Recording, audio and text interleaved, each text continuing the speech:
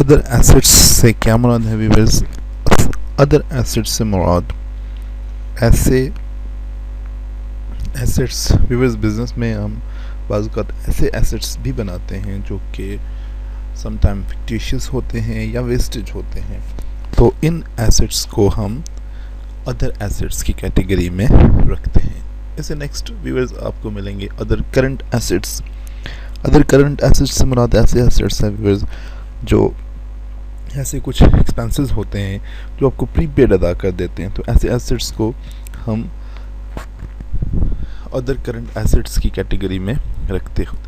Viewers next आपको फिर नज़र आ रही है एसेट्स की category accumulated depreciation account. Viewers ये अकाउंट असल में कंट्रा एसेट्स अकाउंट है जो कि एसेट्स में से ही लेस होता है। व्यूअर्स मिसाल के तौर पर आपका जो डेप्रिसिएशन अकाउंट होता है तो वो आपके फिक्स एसेट्स की वैल्यू में से लेस होता है, इसलिए एक्यूमुलेटेड डेप्रिसिएशन अकाउंट को हमने एसेट्स में ही कवर किया है। और व्यूअर्स ये बेसिक 7 एसेट्स होते हैं। अगर आपने पीस ट्री के अंदर कोई भी एसेट का अकाउंट क्रिएट करना है तो इनमें से मोस्ट जो अप्रोप्रिएट होता है, जो मोस्ट जो क्लोज होता है, उन्हीं की ही कैटेगरीज में से ही आपने एसेट्स का अकाउंट क्रिएट करना होता है। व्यूअर्स नेक्स्ट आपके पास ऑप्शन आपको नज़र आएगी, वो आएगी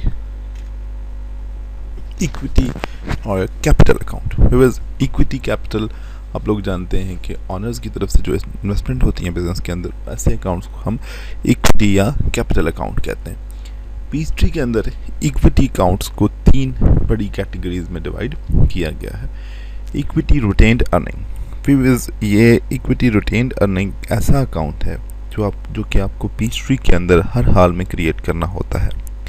इस अकाउंट को क्रिएट किए बिना आप पीस ट्री के अंदर किसी अकाउंट को रिकॉर्ड नहीं कर सकते, किसी ट्रांजैक्शंस को रिकॉर्ड नहीं करते।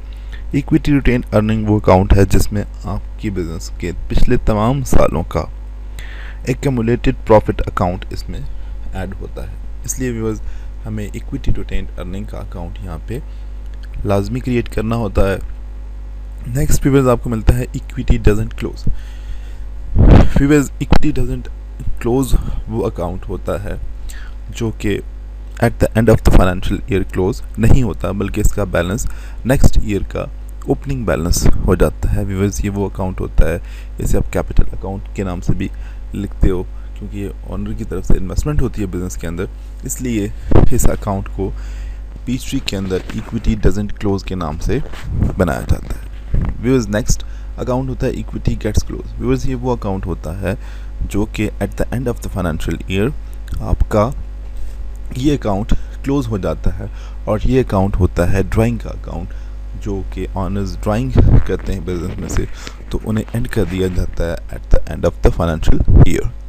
व्यूअर्स नेक्स्ट आपके पास जो कैटेगरी आती है वो आती है एक्सपेंसेस की, और एक्सपेंसेस को व्यूअर्स पीस ट्री के अंदर 2 हिस्सों में डिवाइड किया गया है, कॉस्ट ऑफ गुड सोल्ड और expenses. Cost of good sold वो एक्सपेंसेस होते हैं व्यूअर्स जो कि आपको अपनी गुड्स को परचेज करने पे और उनको फिर रीफर्निश्ड करके ओरिजिनल फॉर्म में प्रोडक्ट को बनाने में आपके खर्चात आते हैं, जैसे कि आप रॉ मटेरियल परचेज करते हैं, फैक्ट्री ओवरहेड चार्जेस होते हैं, तो ऐसे एक्सपेंसेस को कॉस्ट ऑफ गुड सोल्ड की कैटेगरी में रखा जाता है। और एक आपके एक्सपेंसेस होती है जो जनरल एक्सपेंसेस होते हैं, जस्ट लाइक आपके एडवर्टीजमेंट एक्सपेंसेस होते हैं, आपके मैनेजरियल एक्सपेंसेस होते हैं, जैसे कि आप सैलरीज पे करते हो अपने, और इस तरह के जो एक्सपेंसेस होते हैं, इस तरह के जनरल एक्सपेंसेस की कैटेगरी में इसमें रखा जाता है। और कॉस्ट ऑफ गुड सोल्ड वो एक्सपेंसेस होते हैं जो कि आपके किसी प्रोडक्ट को बनाने में जो एक्सपेंसेस आते हैं उसको हम कॉस्ट ऑफ गुड सोल्ड कहा जाता है। व्यूअर्स नेक्स्ट हमारे पास जो कैटेगरी आती है वो आती है लायबिलिटीज़।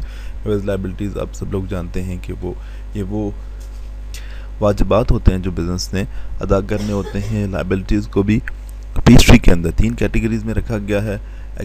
अकाउंट्स पेएबल, व्यूअर्स ये वो अकाउंट्स होते हैं जो हमने बाहर के लोगों के अमाउंट अदा करनी होती है, इसलिए इनको अकाउंट्स पेएबल कहा जाता है। लॉन्ग टर्म लायबिलिटीज़, व्यूअर्स ये वो लायबिलिटी होती हैं जो कि हमने लॉन्ग टर्म में अदा करनी होती हैं, 1 साल के अरसे से ज़्यादा टाइम के अंदर हमने अदा करनी होती हैं। तो इस तरह के जो आपके लॉन्ग टर्म जो लोन्स होते हैं वो इसकी कैटेगरी में आ जाते हैं। और नेक्स्ट आपके पास आता है अदर करंट लाइबिलिटीज़। व्यूअर्स, ये इस तरह की लाइबिलिटीज़ होती हैं जो विदिन 1 ईयर हमने लौटानी होती हैं।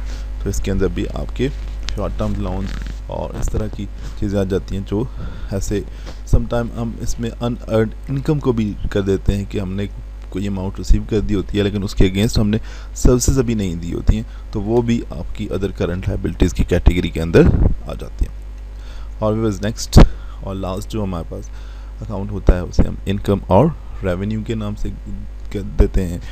और बेसिकली ये आपका वो इनकम अकाउंट होता है कि अगर आप सर्विसेज का बिज़नेस कर रहे हैं, आप सर्विसेज रेंडर कर रहे हैं, तो आप इसको रेवेन्यू के नाम से लिखेंगे।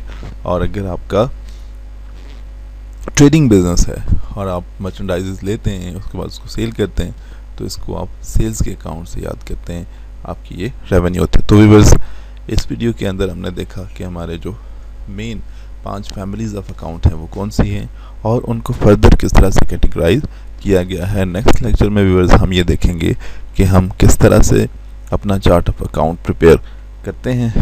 और तब तक के लिए मुझे दीजिए इजाज़त। अल्लाह हाफ़िज़।